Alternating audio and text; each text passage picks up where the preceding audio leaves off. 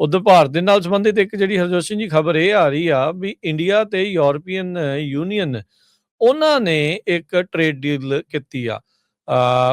ਜਿਹੜੀ European commission ਦੀ president ਉਰਸੁਲਾ won ਡਰ lane ਉਹਨੇ ਡੈਵੋਸ ਦੇ ਵਿੱਚ ਕਿਹਾ ਸੀ ਵੀ ਅਸੀਂ ਇੰਡੀਆ ਦੇ ਨਾਲ ਇੱਕ mother of all trade deals ਉਹ ਕਰਨ ਜਾ ਰਹੇ ਹਾਂ। ਸੋ ਉਹਨਾਂ ਨੇ ਅੱਜ ਇਸ ਦੀ ਅਨਾਉਂਸਮੈਂਟ ਕੀਤੀ ਜਿਹੜੀ ਉਹ ਹੈਗੀ ਆ। ਸੋ ਇਹਦਾ ਕੀ ਅਸਰ ਜਿਹੜਾ ਉਹ ਹੋਊਗਾ, ਅਮਰੀਕਾ ਦੇ ਨਾਲ ਅਜੇ ਤੱਕ ਭਾਰਤ ਦਾ ਕੋਈ ਸਮਝੌਤਾ ਨਹੀਂ ਹੋਇਆ ਹੈਗਾ। ਟ੍ਰੇਡ ਨੂੰ ਲੈ ਕੇ ਕਾਫੀ ਜਿਹੜੀ ਖਿੱਚੋਤਾਣ ਆਪਸ ਦੇ ਵਿੱਚ ਭਾਰਤ ਤੇ ਅਮਰੀਕਾ ਦੇ ਵਿੱਚ ਚੱਲ ਰਹੀ ਆ।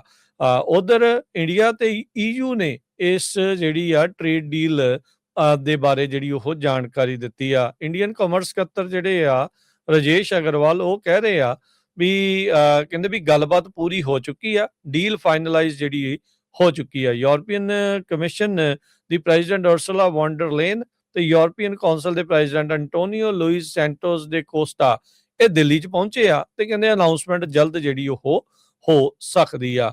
ਪ੍ਰੈਜ਼ੀਡੈਂਟ ਟਰੰਪ ਹੁਣਾਂ ਦੇ ਦੁਆਰਾ ਇੰਡੀਆ ਦੇ ਉੱਤੇ 50% ਜਿਹੜੇ ਟੈਰਿਫ ਆ ਉਹ ਲੱਗੇ ਹੋਏ ਆ ਪਿਛਲੇ ਸਾਲ ਦੇ ਹੀ, ਤੇ ਕਹਿੰਦੇ ਵੀ ਅਜੇ ਤੱਕ ਵੀ ਆਪਸ ਦੇ ਵਿੱਚ ਇਹਨਾਂ ਦਾ ਕੋਈ ਸਮਝੌਤਾ ਨਹੀਂ ਹੋਇਆ।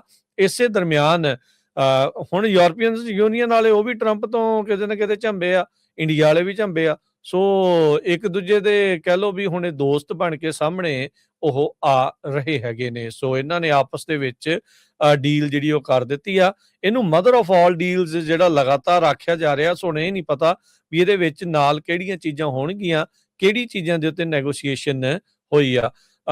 ਮੰਗਲਵਾਰ ਨੂੰ ਹੀ ਕਹਿੰਦੇ ਵੀ ਮੋਦੀ ਨੇ ਇੱਕ ਬਾਈਲੈਟਰਲ ਸਮਿਟ ਨਾਲ ਜਿਹੜੀ ਉਰਸੁਲਾ ਵੌਨ ਡਰ ਲੇਨ ਹੈਗੀ ਆ ਉਹਦੇ ਨਾਲ ਕੀਤੀ ਹੈਗੀ ਆ।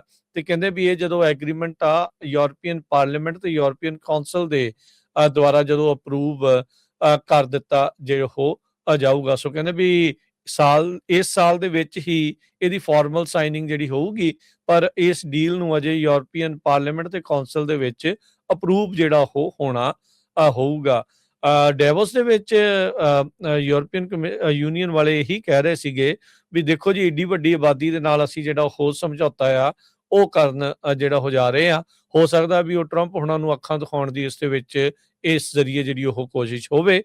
ਪਰ ਹਾਲ ਦੀ ਘੜੀ ਇਹ ਦੋਨੋਂ ਹੀ ਕਹਿ ਸਕਦੇ ਆ ਵੀ ਸਟੇਟਸ ਜਾਂ ਦੋਨੋਂ ਹੀ ਅਜਿਹੀਆਂ ਪਾਵਰਸ ਆਪਸ ਦੇ ਵਿੱਚ ਹੱਥ ਮਿਲਾ ਰਹੀਆਂ ਆ ਜਦ ਅਮਰੀਕਾ ਦੇ ਨਾਲ ਉਹਨਾਂ ਦੀ ਕੋਈ ਗੱਲਬਾਤ ਸਿਰੇ ਨਹੀਂ ਚੜ ਰਹੀ ਹੈਗੀ।